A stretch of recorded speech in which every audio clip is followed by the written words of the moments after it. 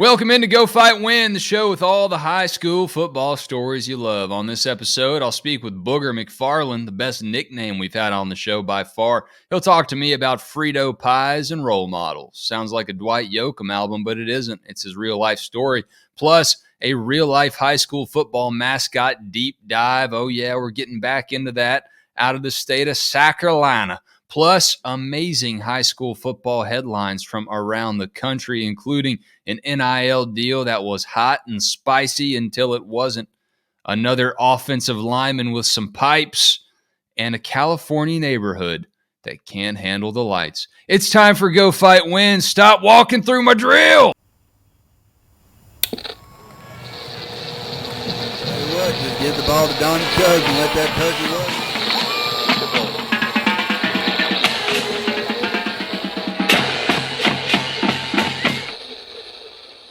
Oh, yeah, it's time for Go Fight Win. This is episode 6. We got 6 on the board. Is it 2 field goals? Is it a touchdown with a failed PAT or a failed 2-point conversion? I don't know, but we got 6. All right, we made it to 6, and that's all that counts right now. Maybe we'll get an extra point up there next week. Maybe we'll go for 2 and make it to 8 in a couple weeks, Lord's willing. We'll see what happens. Before we get into some great high school football headlines, let's do a little housekeeping. Hope y'all hit like and subscribe on this wherever you're watching or listening. Brand new, relatively speaking. Still getting our feet wet a little bit here. So help it grow and do your part. Hit like and subscribe and tell someone about it. Leave a comment and share what you like about this show that just shares great high school football stories. That's all we're here for. Nothing major. Not trying to be heroes. Not trying to blow up the Play on Scout team. Just having fun. If you like the show, if you like Coffeetown football, well, good news for you. You can wear Coffeetown apparel. Go to gocoffeetown.com. Check out the team store. You can see this hat on my head, Coffeetown Varsity Football. We also got the Coffeetown Snake script with a little snake eye in there for the Copperheads. Is it a football logo? Is it baseball? Is it a chess team? It's whatever you want it to be. A little bit more generic. You can wear it on your hat. You can wear a shirt, a hoodie, a sweatshirt, crew neck. Those are popular right now, let me tell you. So are coffee mugs. Those haven't gone out of style since people made them for the first time. So go to gocoffeetown.com, wear it, sip out of it, rep it. First headline we got comes from the great state of Alabama. Is it a great state to you? It depends on if you live there or not. But it comes from AL.com. Here's the first story. Alabama high school forfeits football game over gift cards to players. So here's what happened. Class 7A, that's big boy football now, Tuscaloosa County forfeited its Week 2 football victory against Bessemer City. 2 players received gift cards for their win in Week 1 over Central Tuscaloosa. They had a good game. They played well. They got gift cards to Buffalo Wild Wings. Seems fair, right? It's what this country was founded upon. One of its core tenets in the Constitution. You excel at what you do, you get free meat. You earn some food.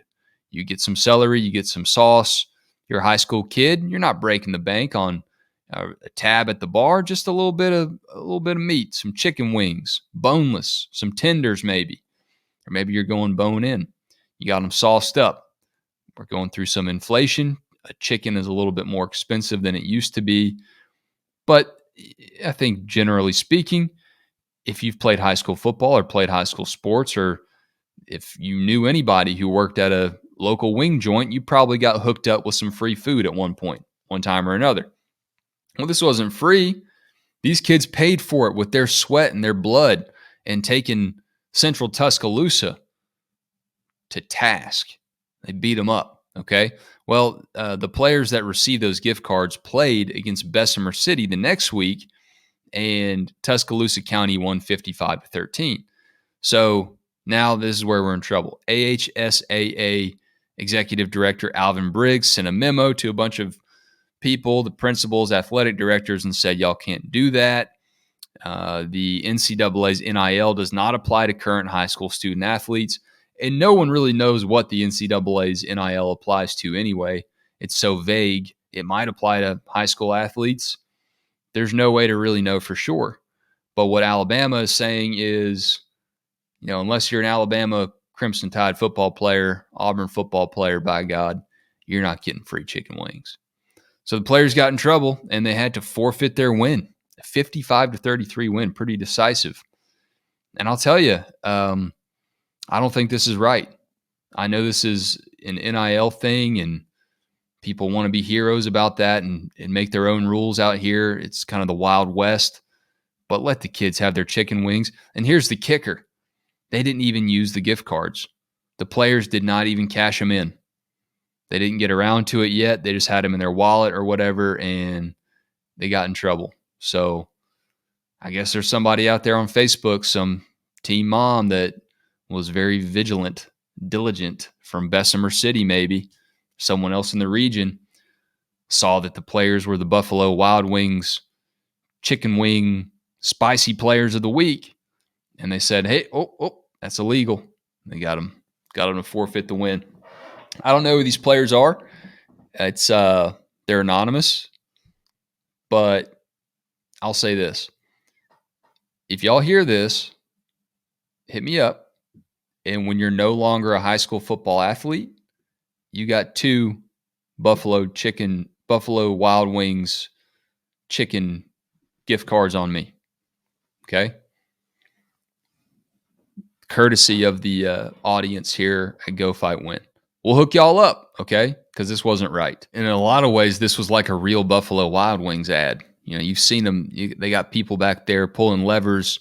You pay them the right amount of money. You order enough chicken wings, they'll pull a little switch and make the ref fall in a hole in the field. And this was quite literally a hole in Tuscaloosa's football season. Someone's back there saying, we can't have this on our watch. Those birds are not for those boys. Okay? They're going to have to earn those birds.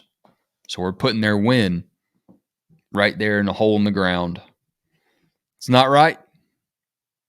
And I will make it right if anyone ever hears this that knows who these players are. All right. That one was a little controversial. This one is not. Last week we had the starting guard, had that story about the kid singing the national anthem in the booth. Well, he's been one-upped. He's been one-upped by Northside Christian School's Big Whiskey Jensen. Woo! What a nickname. This show has the best nicknames by far. We got Big Whiskey. We got Booger coming up. Jamison Jensen is a 6'4", 290-pound offensive lineman out of St. Petersburg, Florida, and he has some pipes. He DM'd me, and he said that he got the nickname because his first name is Jamison, and his quarterback coach, not his quarterback coach, but the team's quarterback coach, instantly gave him the nickname Jameson. I appreciate y'all sending this in to the Go Coffee Town X account. So check him out here. Halftime show. Out in full uniform. He's got a teammate back there too on the, is that a sousaphone? It's like a giant trumpet. I don't know if that's a trombone or a tuba. But that's not all Big Whiskey does. All right, so here he is singing the national anthem. Star-spangled banner yet wave for the land of the free and the home of the brave. Good job, Big Whiskey. Watch it. Big Whiskey's coming through. Get that mic, son. Get back to work now. Get your helmet. Like you singing out there, but it's time to play. Hey, get out of the way. Don't you know who you're messing with here? That's Big Whiskey. Show some respect. Good job, Big Whiskey. I know you're a minor, so we can't really do a whole lot with that Big Whiskey nickname. It's strong. 100 proof. Big Whiskey. Getting it done. Feel the buzz from Big Whiskey. Next story. across the country, Sacramento, California. Neighbors protest plans to light up Jesuit High School's football stadium. Give me a break. This is from CBS News Sacramento. It's an unusual sight at Jesuit High School's Marauder Field. The football team playing a game under Friday night lights. The school had to bring in temporary fixtures and get a special permit from the county to play a night game. I mean, they had chandeliers in there just to go play ball. This is what's right to do for kids, said Chris Alling, president of Jesuit High. The president. So the school wants to install permanent stadium lights. I don't know if y'all have ever been to Sacramento or not. It gets pretty hot out there. It gets pretty toasty. And as the temperatures rise out there, they can't really play earlier on in the day. They got to play at night. And, you know, if you've ever been to a high school football game, when does that usually take place? At night. It's not Friday afternoon lights. It's not Friday lunchtime lights. The sun is not a Friday night light. They got real lights in there. Well, the president here says that field temps can be in the range of 140 to 150. That's really, really hot, said Alling. He's smart. He knows his temperatures for sure. And, you know, those field temps, if you think that's an exaggeration, on that turf, it bakes and the heat doesn't really go anywhere. It just stays there. And before you know it, you've sweated out of your body. You've just become a puddle. You're gone. No one knows you anymore. You've evaporated. So they got to get the lights so they can play at night. But get this. According to this story here from CBS, neighbors who live near the campus are protesting the plan. Our family room and dining room are flooded with light, said neighbor Kelly Hughes. They're also concerned about the increased noise and traffic at night. Any of these people given any thought to the impact that this has on our homes, on our peace, on our lives? Said neighbor Miriam Smitherman. The impact on your life is that you'd probably be a lot happier and a lot less miserable if you went out and saw the football game. You'd probably enjoy your life a little bit more. That would probably be the impact on your life. Your family room and dining room are flooded with light. Well, congratulations. You don't have to turn on your lights anymore. You don't have to pay as high on your bills for your power bills because you got natural light right there from the football stadium. Here's an idea. Move. Just move. You moved into the neighborhood knowing that there was a high school football field. You knew that people were going to be playing games over there, making noise. Maybe it's not for you. The principal or the president is a good dude. He's just trying to make sure that the school is a good neighbor. I think if you're providing free electricity and free lighting for the people in the neighborhood, that is being a good neighbor. They're thinking about these people who are not thinking about them. They're not concerned for them. They're not helping them out any, not compromising. You know, they make blackout curtains. You know, close your eyes. You ever think about that? Put on one of those little eye masks and go to sleep. It's probably just what you want to do anyway, because you don't want to have fun on a Friday night. I've never sat there and thought on a Friday night, man, I just want to sit alone in the dark. And let me tell you this, the people in this neighborhood do not care about being good neighbors for the kids. They want them to go out there and melt. That's what they're saying. Let them go out there and evaporate in the 140-degree temperatures because we don't want them to have lights. Our family room and dining room are flooded with light. Imagine what it's like going to be like at night. How am I supposed to put my infant to sleep? Oh, okay. You're having trouble putting your infant to sleep? Let them sleep during the daytime. Infants don't know what time it is. They can sleep literally any time. And it's interesting to see because, you know, it's California. This wouldn't be happening in Alabama or in St. Petersburg, Florida. They'd be out there with their car lights, running the engines. Like, remember the Titans. Let's light this field up for the boys so they can play. I don't even have a son on the team. You know? But let's light this thing up. Hey, kids, grab the flashlights. You too, infant. You can hold one. I'll hold you while I hold a different flashlight. We're going to bring as much light as we can. The Jesuit school is just they got a little light, They're going to let it shine. They got a big old light, and they're going to let it shine too. Literally and figuratively. So let them play. If y'all don't like the lights, shut your eyes. That's why God gave us eyelids. Shut them. Oh, look at that. It's not as bright anymore. Oh, open them. I'll go watch the football game. I can't imagine just wanting to let a kid melt. Your kid can't sleep, but hey, guess what? He's not melting. You ever think of that? All right, I'm fired up about that one. Let's have one last little bonus story here that's all right. It's not as controversial, maybe. This is also from Florida, Manatee County. Willie Lowry. This is from Fox 13. Robots invading football fields lend a helping hand. So even in Florida, the robots want to help. People don't want to help you in California. They don't want to help the kids get the lights. But the robots in Florida do want to help. Making me kind of change my mind on all this AI stuff.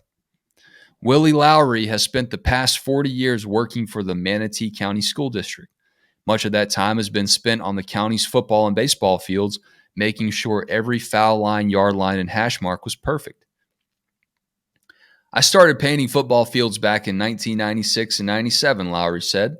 So you can take it from there. I've been painting a lot of football fields. This guy is the Michelangelo of yard marks. These days, Willie Lowry's canvas is the football field at the Parish Community High School.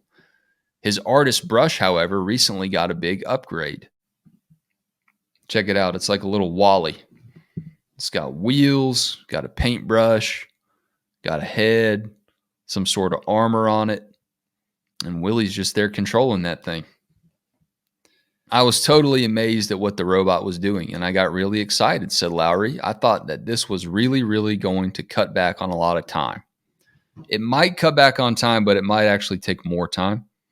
I think that's kind of what we're learning about these robots. We think they're going to make our lives easier, but if that robot messes up the paint, you got first down issues, you make the football field a little bit longer, shorter than it should be, then all of a sudden Willie's out of a job, and guess who isn't? The robot. Because they're just going to tinker with the robot, and they're going to say, Willie, you should have fixed that, man. This is your paintbrush. We trusted you. But I trust that Willie will figure it out. He says, I named it Little Willie. Lowry proudly proclaims. I'd be proud of that too. They call me Big Willie, so I named the robot Little Willie. Now it's Little Willie's job to make sure the field at Parish Community High is ready for the bright lights of Friday night. Oh, imagine that. He actually gets to paint under the lights. I wouldn't trade this for nothing. This is what's going on right here, said Lowry. Big Willie's fired up. Sometimes Little Willie has a mind of his own now, joked Lowry. Yeah. We know. People know about that. At the same time, Willie Lowry couldn't imagine a better helping hand than Little Willie. This is just touching. Man and machine combining for paint on the field. Big Willie, Little Willie, Big Whiskey. What a team down there in Florida. Old Big Willie missed an opportunity to name his little friend there Wheelie Nelson. Little Willie, causing all kinds of problems if you don't watch him.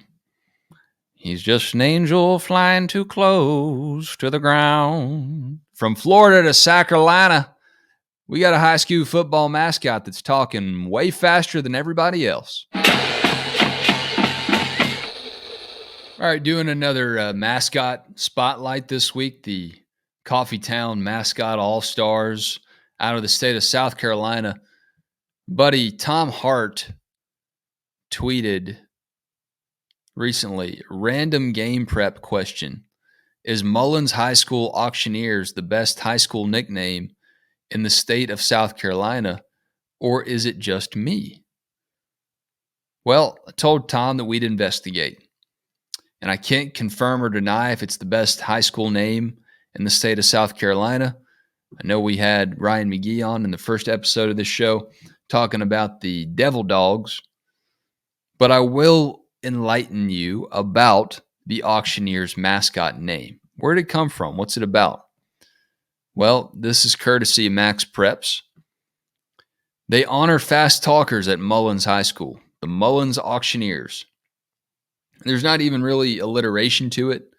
It doesn't really make sense at first until you learn the backstory. The mascot name at the school was Tornadoes until a need for new uniforms and equipment arose. You can't go by the Tornadoes anymore. You got to start fresh.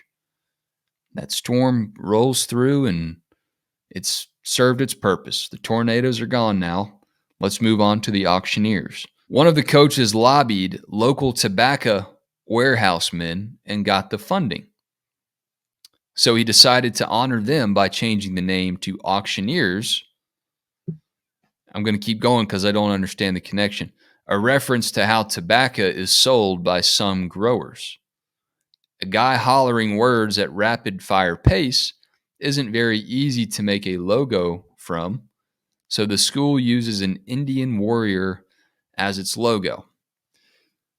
We're all over the board here with the Auctioneers. They used to be Tornadoes.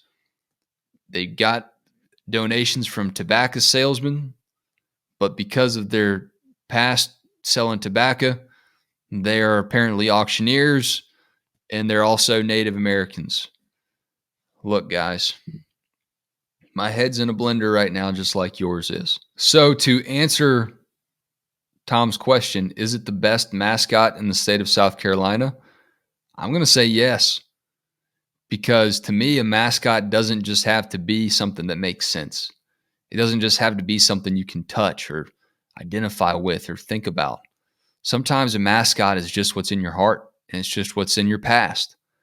And clearly Mullins has a lot in its past that it's trying to figure out and work through. But they're loyal to their past. They're not just the tobacco men. You know, Native Americans weren't the only people that smoked tobacco.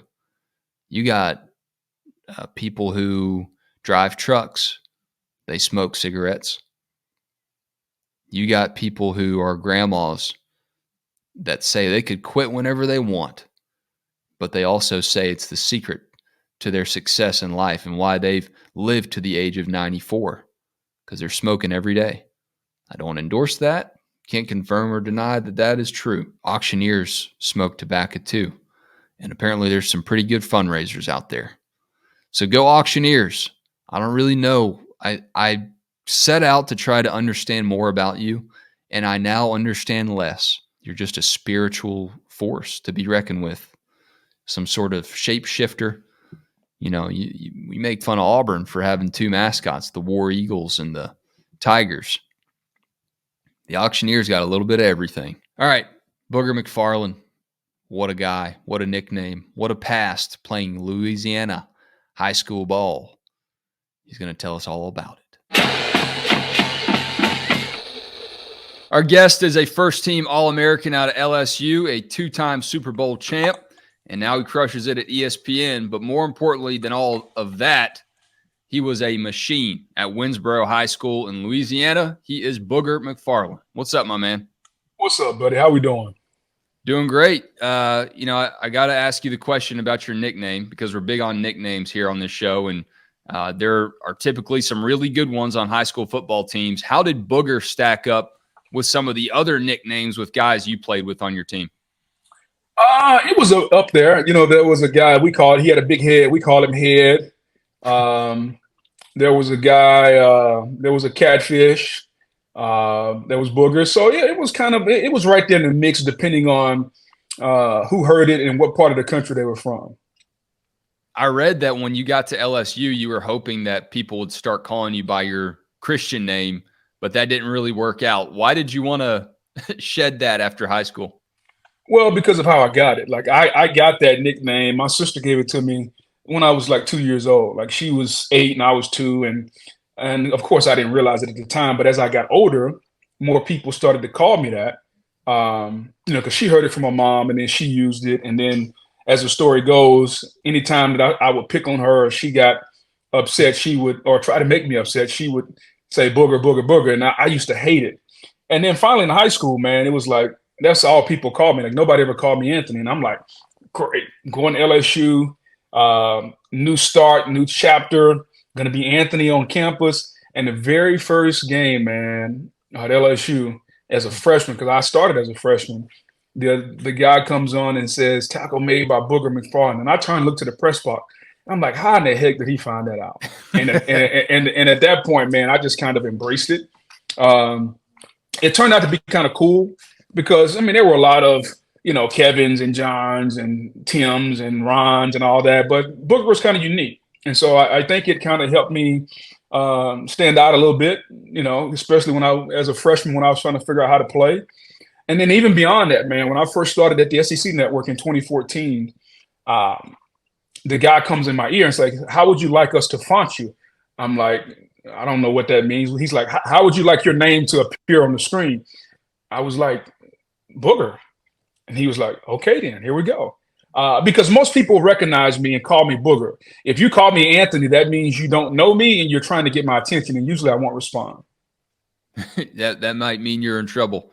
So tell me about Winsboro, man. What was that like? What was that community like? And growing up, what was your association with the high school football team and your goals to play for them? Well, man, growing up, I never wanted to play football. I started playing football at 13, and the only reason is that we lived across the street from the stadium. And, when daylight savings times happened in the fall, and it's 5:30 and it's dark outside, I used to see them practicing. And I'm like, okay, my mother wants me to be in the house when the street light comes on, but those kids and those guys over there, they're still out there practicing. Okay, so here's a way for me to kind of work around the whole be in the house when the street light came on. So I started playing football. Didn't know anything about it. I mean, of course I've heard of it, but I didn't know the ins and outs of it. And, I played when I was 13. I get to high school, and my freshman and sophomore year, I was terrible. I rode the pine, played freshman and JV ball. And then all of a sudden, my junior year, man, it kind of clicked. The aggressiveness, the will, all that stuff came out. And it was a way for me to be different. I mean, I was I say short. I mean, I was when I was 13, just to add a little context, I was 6 foot 275 at 13 years old. Well, by the time I got to be a junior in high school, I was 6'1". I was 290 pounds, and I kind of filled out a little bit, but I could run, man. Like I could run. And the athleticism and the perseverance started to come out. And the more it came out, the better I got. And for a short little fat kid with a little afro and buck teeth to be good at something kind of built my self-esteem, man. And I'm like, okay, I'm good at this. And so you want to continue to do things you're good at. And so I started playing, man, and the scholarship offers started to come. But it all started with a will to stay out past when the street light came on. But Winsboro's a small town, man. Like Winsboro's 3,500 people. Friday night in Winsboro when I grew up we didn't have a movie theater. We didn't have like a huge restaurant. Kids would literally borrow their parents' cars and go to the local Walmart, park in the parking lot, turn the music on, just kind of hang out. And of course, some of them would have a couple beers. The local police didn't bother us until like after midnight.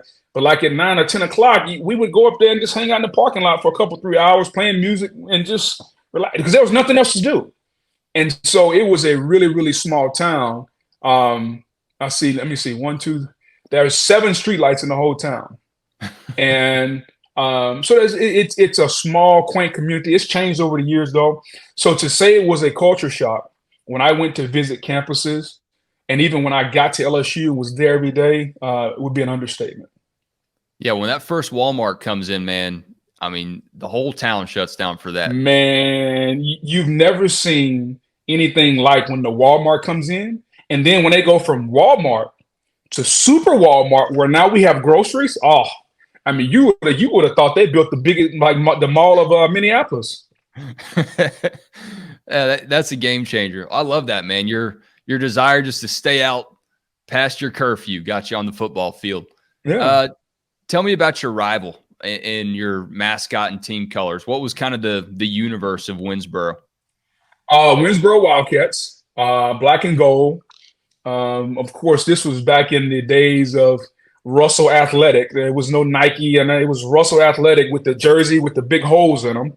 Yep. Our big rivals were like in Winsboro. They don't have in Louisiana. They don't have counties. They have parishes, Right. and so we were in Franklin Parish, and so the rivals were the ones in the parish. You had Wisner, Gilbert, Crowville, Rayville was a little rival. We were a little south of Monroe. I'm sure you've heard of West Monroe, Louisiana, where big powerhouse football, Washita, Jamie Spencer, Cam Robinson, like a bunch of players have come out of Monroe. But we're kind of a small town, so it kind of hurt us a little bit because in our parish there were 8 high schools, and so we had a lot of players, but they were spread out. There were 3 or 4 or 5 at each school. Now, years later, it consolidated and became Franklin Parish High School. So all the athletes now have to go to one school. And Winsboro, and so the football team is a lot better. The basketball team is a lot better. Whereas when I went to school, we had 35 guys on the football team. I played both ways. I started at left guard, at right defensive tackle. I made all state both ways. I never came off the field, except on kickoff return, punt return. That was the only time I came off the field. What number did you wear? 64. No, there was nothing special behind the number. I think when I first got there, it was a number they handed out, and I stuck with it. It was just playing football. It wasn't about the number. It wasn't about Instagram. Like, none of that stuff was around. It was just a kid playing football with a jersey that was too big, playing with his boys. I happened to be good at it, and like a typical high school athlete, like your best friends are the guys that are on your team because you spend so much time with them. And, we had a band, and of course we had cheerleaders, and some of the football team dated some of the cheerleaders. Like, it's no different. Like, it's a small school. It was, it's like Friday Night Lights. It's not as big as some of the things you see on TV, but it's the quintessential Friday Night Lights. Everybody in the town comes. Everybody hangs out.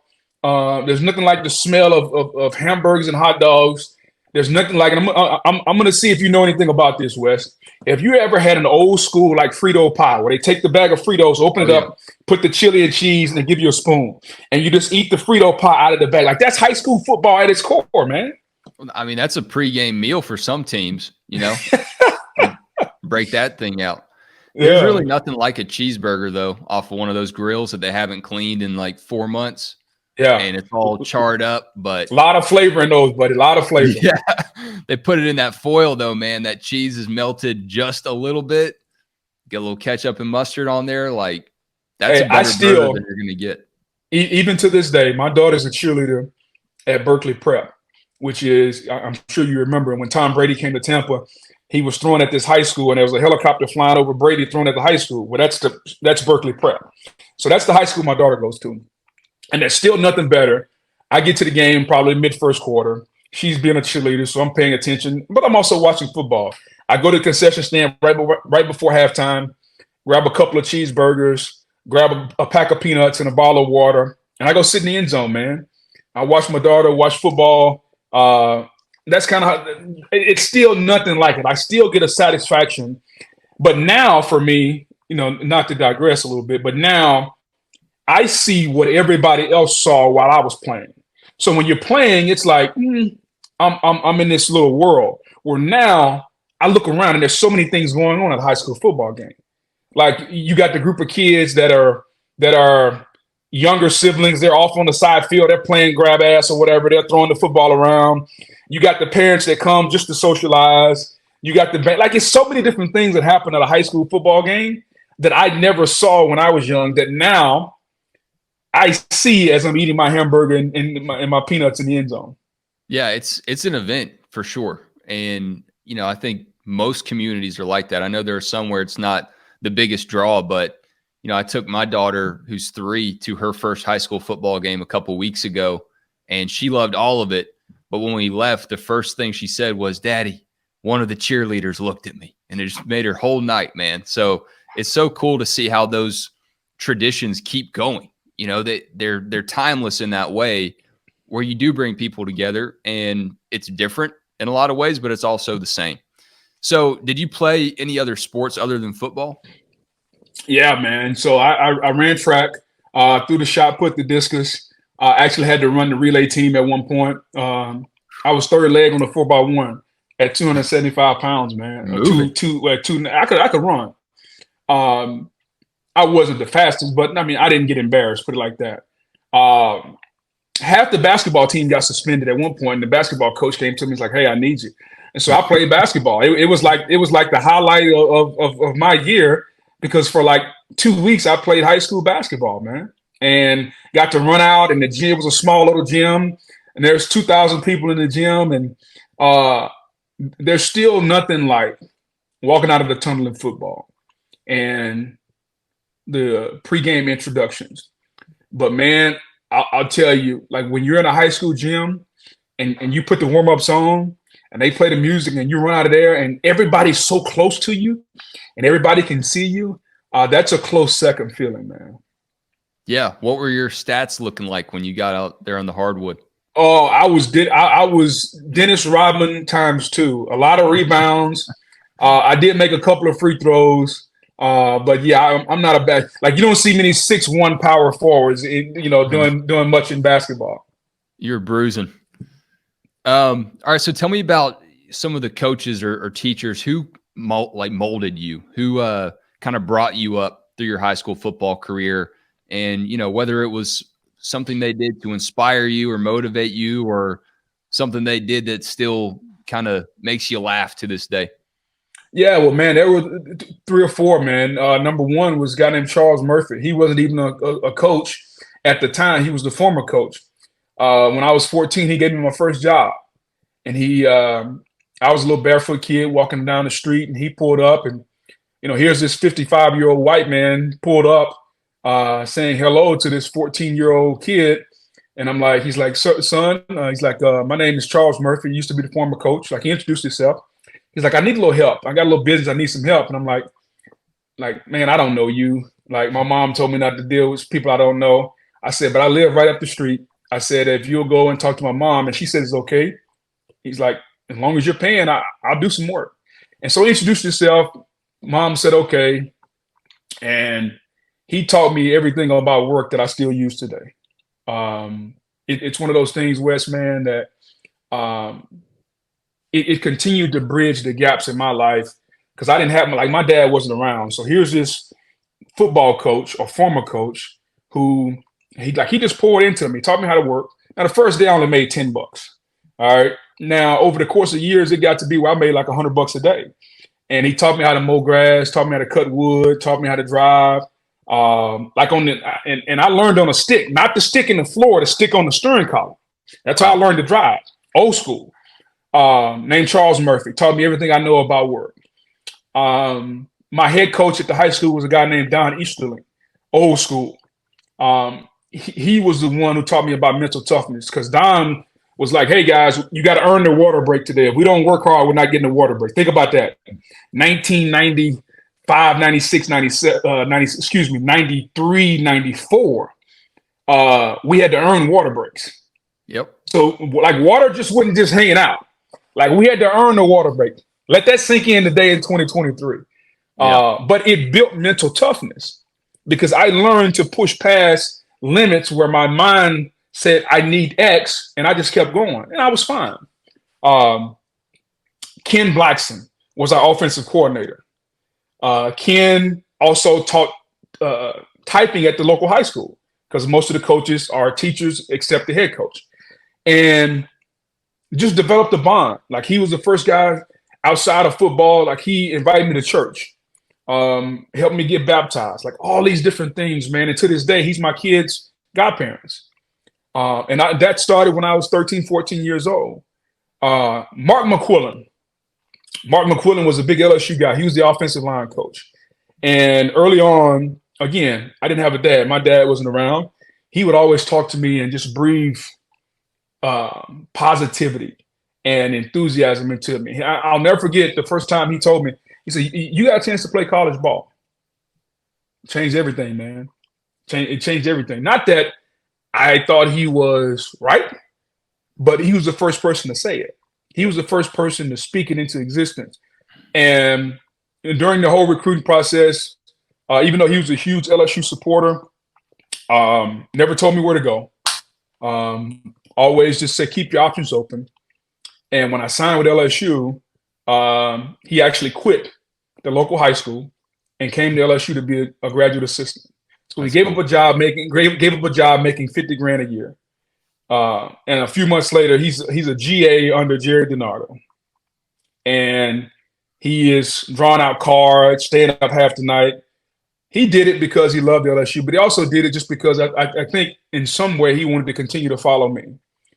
So yeah, man, like those coaches, man, Charles Murphy, Ken Blackson, Mark McQuillan, like those guys have poured a lot into me during my high school career, man.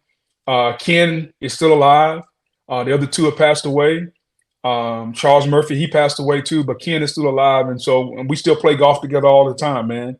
So it's amazing how that relationship went from teacher, coach, student to now it's more, I don't know, I'm not going to say father, because sometimes like he gives, he gives advice, not like a father, but it's more like brother, man. Like we enjoy being on the golf course. We enjoy competing. But it all started just around high school football. And man, it's amazing how, when you're a kid, what we do at 13 or 14, 15 West starts to mold us into who we are. Yep. Because eventually when times get tough, you gravitate toward what you know and what's been successful for you. And yeah, man, it's amazing just thinking about those times now, man. Those are special. Yeah, I mean, that's just such an important time for anybody, but for guys, man, you just need somebody to see something in you sometimes that you don't know that you're capable of, and it can flip a switch, and that's an amazing thing.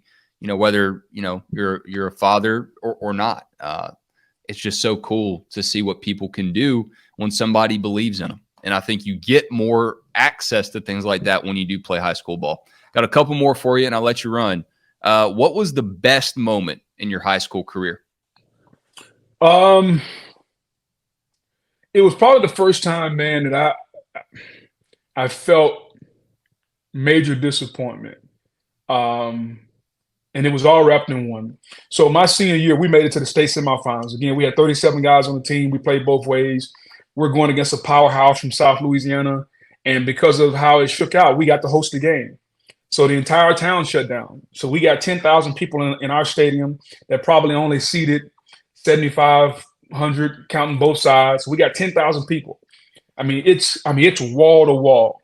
And we're playing this powerhouse that's probably got 7 or 8 D1 guys, another 4 or 5 that went D2.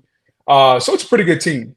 And we had 4 scholarship guys on my team, 4, and that's it. And I had never seen our town galvanized like that, because it's 10,000. Again, it's 10,000 people in the stadium. Our town only got 3,500, so people came from everywhere, man.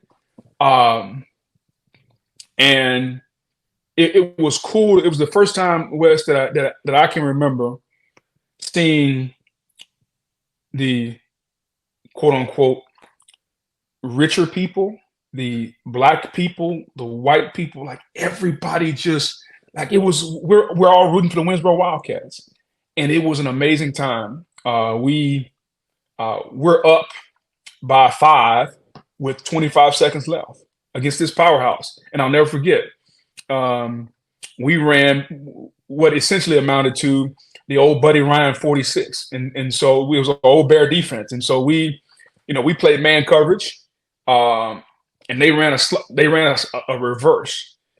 And the defensive end, his only job was to get upfield and get outside. And he didn't get outside. The reverse scored, and we lost. And the next game would have been for the state championship. And it was so like that was the best moment. And we lost, but it was the best moment because it was the atmosphere, and it gave me a glimpse into what it could be like at whatever school I chose. Mm-hmm. And to go from that environment to walking out of Tiger Stadium, man, where at the time it was 95,000 in Tiger Stadium. I got that feeling first that night in Winsboro. Amazing feeling. Again, we lost, but it was the precursor to kind of wanting that feeling a lot more. Yeah, just a little preview. Yeah. Last one for you. taking me back. Give me some songs that you used to listen to in your pregame mixtape to get motivated for the game. Oh man, probably nothing that's going to resonate. That's all right. There was always a feeling early on of I wanted to kind of take a nap, and so I used to listen to a little R. Kelly. That probably goes against everything we believe today. I used to listen to that, and then the song that most people probably listen to today, man, Phil Collins. A little Phil Collins when he said, "I've been waiting for this moment all my life," and it's amazing how music and how words can psychologically get you thinking a certain way. Like music is one of the greatest things alive because it can literally fool your mind and take your mind to places that you couldn't ordinarily get there alone. So yeah, like Phil Knight, even to this day, man. Like even when I was doing football games, college or pro, man, right before, that red light comes on, I used to have Phil Collins on the phone, man. I've been waiting for this moment all my life. And I miss those times, man, being in the stadium, those fun times, man. But I try to live through some of these young guys now, man, and I try to tell them these are the most fun times of your life because you get to play football. The ramifications aren't like life-changing, and you develop the people, the friendship that'll carry you for a lifetime. Because anytime you play football going forward, you are playing for, let's face it, in college football, you're playing for NIL money. Mm-hmm. All right. Pro football, you're playing for more money. Like high school is the only time like you're genuinely playing for like the love of the game, man. Like when you start out as a freshman and a sophomore, nobody's thinking, man, I'm going to be the number one quarterback in the country. Like you're just playing because it's fun. And I do miss those times, man. That Phil Collins is still relevant. It has staying power for sure. And everything you just said, man. That's why I do this show. Like, I love college football too. My team just won back-to-back national championships. It's fun. But there is kind of this movement where people are starting to get a little jaded by all this NIL stuff and trying to figure out where it goes. And I still love that high school is just, it's still pure, man. You just go out there and play, and that's what it's all about. I will say, man, I hate that you missed the NIL train by a few years there. You could have had a good sponsorship from Kleenex. Kleenex or Popeye's chicken won because there used to be a Popeye's chicken that had a buffet on Sundays. Think about that. And so after the games, the O-line and D-line would go over to this Popeyes, and needless to say, after about a month, they changed the rules. They no longer had all you can eat Popeyes on Sunday. Y'all busted them. Booger, we crushed them. You throughout the week, man. Yeah, man. Just you can catch me on Saturdays on ABC. We got the biggest college football games, man. And if you want to get your NFL fix, NFL primetime, me and Chris Berman on Sundays, 7:30 on ESPN Plus, and then Monday we kind of combine the two. We do this show called the Monday Blitz. Just debuted last week, 3:00 on ESPN. And then throughout the week, sometimes you'll catch me on Get Up or First Take, man. Just always talking ball on Twitter at ESPN Booger. Easy to find. Always watching. Sometimes don't comment, but very easy to find. Hardworking dude, man. I appreciate your approach to everything you do. Fun to watch, and thank you for coming on today. Catch you soon, man. Anytime, Wes. Thank you, buddy. Appreciate you having me. Thank you, Booger McFarland, for shedding light on the delicious and blessed Frito pie. It is tasty. Love to hear how Booger looked back on his high school career and even playing in Death Valley, playing high school ball. This was still what gives him the electricity when he thinks about that perfect high school football crowd and atmosphere. Booger McFarland's a busy guy. I appreciate him taking some time out to talk to me, to talk to y'all. We have more guests of that ilk, of that caliber, coming up as we rumble through Go Fight Win this high school football season. So make sure you lock in. Have this show in your queue every single week. Don't miss an episode. And join us as Go Fight Win updates every Thursday on all platforms. other than a Walkman. If you got a Walkman, you're out of luck. But if you listen anywhere else, you can probably find Go Fight Win. So do it. Lock it in. You go. You fight. We all win.